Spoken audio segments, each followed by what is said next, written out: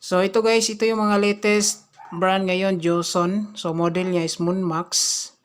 Yan. Sa pagkakaalam ko, ito yung version 1 na Moonmax na design. Kasi yung bagong Moonmax ngayon is naka-separated na yung kaniyang mainboard. Yung channel 1 at saka channel 2 is nandito na. Tapos channel 3 and 4 is nandito sa kabila. Tapos yung transformer is nasa gitna na. So ito yung unang labas na Joson Moonmax, nilabas nila last year. Yan. So papakita natin guys yung overall na design dito sa ganitong klase na amplifier. Ayan. So ito yung kanyang power switch. Tapos kagandahan dito sa amplifier na to guys ay meron po siyang handle. Tapos meron siyang kabitan ng screw sa ating amp rack. Tapos ito guys yung kanyang music volume. Yan. So per channel meron siyang bass, middle and treble. Ito yung tone control ng channel 3 and 4. Tapos ito naman yung tone control ng channel 1 and channel 2. So meron siyang bass, middle, tsaka treble. Dito sa gitna guys, ito yung kaniyang selector input. Input sa USB or Bluetooth, tsaka input sa line, input sa likuran. So meron din siyang active crossover. So switch. Yan, may nakalagay na low pass. Yan. So dito na side guys is pang karaoke. Ito yung volume ng microphone, echo effects and delay effects. So meron siyang dalawang input sa microphone. Dito sa taas guys ay separated yung volume. Ito yung volume ng channel 1, volume ng channel 2, channel 3 volume, tsaka channel 4 volume ng amplifier. Tapos sa gitna, ito yung display. So, meron siya mga button switch. So, BT, play and stop. EQ buttons, kung gusto natin iset yung kanyang frequency. Tapos, previous and next. So, meron siyang plus drive input, tsaka SD input. So, ito yung mukha niya guys sa pinakalikuran ng amplifier na to. So, ito yung kaniyang easy chord, standard size. Yan, makapal. Meron siyang blower dito sa gilid, tapos dito sa kabila. Yan. So, yung blower niya na ginamit dito is 12 volts. So, ito guys, yung input niya. So, input A and input B. So, meron siyang link din per channel. Ayan. Pwede rin guys, RCA yung gamit. Tapos, meron din siyang line out na RCA type.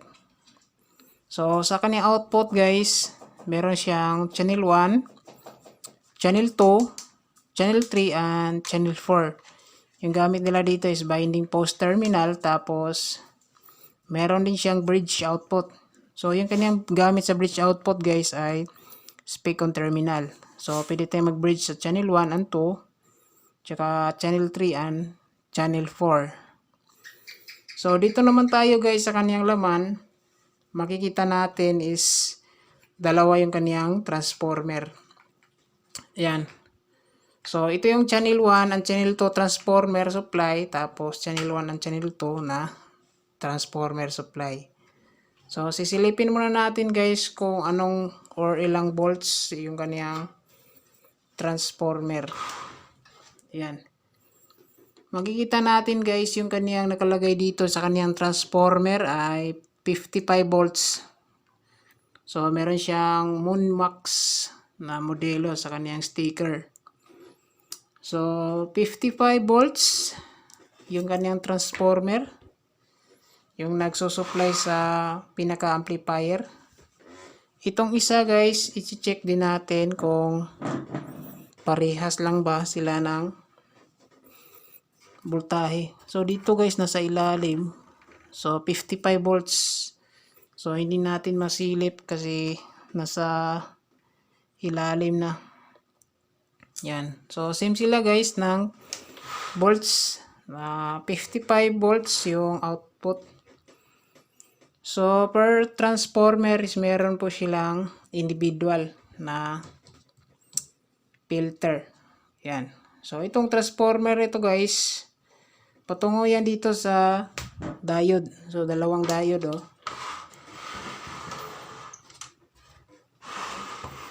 Ito. So nakadouble yung diode. Itong isang transformer dito patungo sa dalawang diode, tapos yung kanyang dalawang o apat na filter capacitor. Ito naman na side guys na transformer is dito siya pumunta. So ito yung kanyang diode, dalawa, tapos apat na kapasitor. Yan. So yung gamit na diode dito guys is bridge type, tapos yung kanyang kapasitor, yung value ng kapasitor niya guys ay 4,700 UF with 80 volts. Yan. So itong side dito guys, ito yung nagsusupply sa channel 3 and 4. Tapos dito na side, ito yung nagsusupply sa channel 1 and channel 2 na amplifier. Tapos check natin kung meron bang fuse. So wala tayong nakitang fuse dito guys sa kaniyang pinaka mainboard. Yan. So wala tayong nakita na fuse. So yung fuse lang niya dito guys ay sa pinaka AC. Pero sa DC guys walang fuse tayo nakita dito. Yan. Tapos pansin natin dito guys ay naka SMD yung gamit ng mga resistor. Yan. Diode. Pero yung mga transistor guys, ito is standard size naman. Yan. Tapos yung ginamit na OPT transistor is MGL 2193 at saka MGL 21193. Ayan. Meron din dito guys sa likuran niya. Meron din transistor. So yung channel 1 niya guys ay 2 pairs.